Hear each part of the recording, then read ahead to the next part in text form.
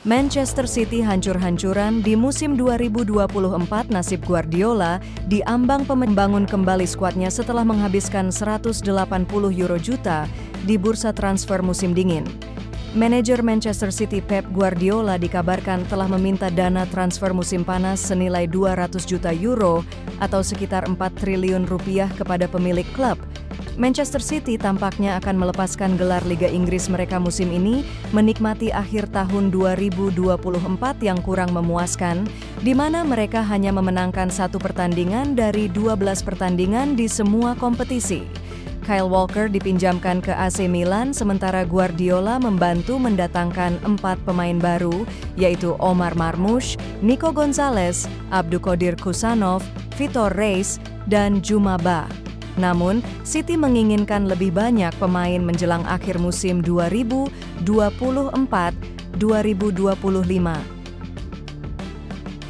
Dengan kondisi ini, banyak pengamat mengatakan Guardiola tidak cukup layak disebut pelatih terbaik.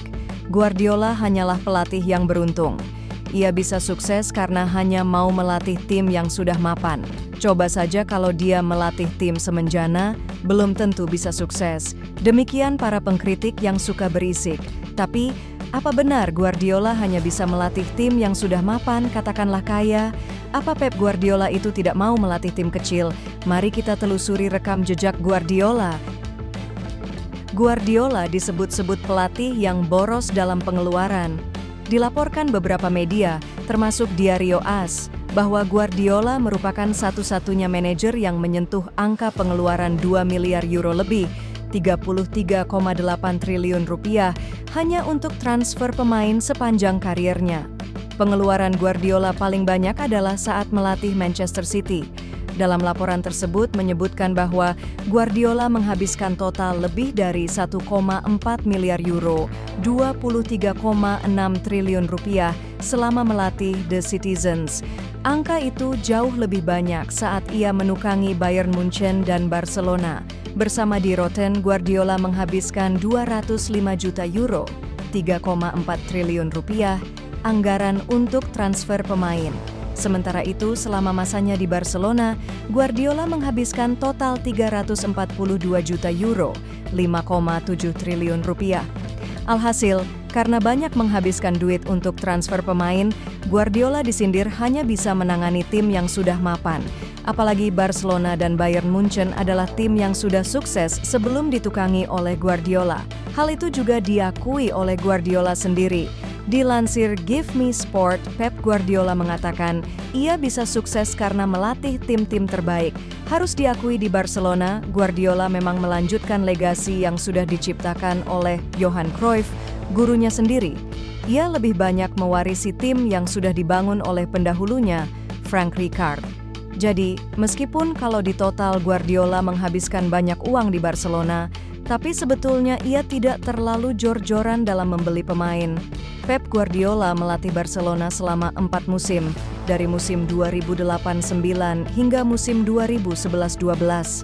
Selama itu, Guardiola hanya membeli 17 pemain, dan kalau dirata-rata, per musim Guardiola membeli sekitar 4 pemain saja.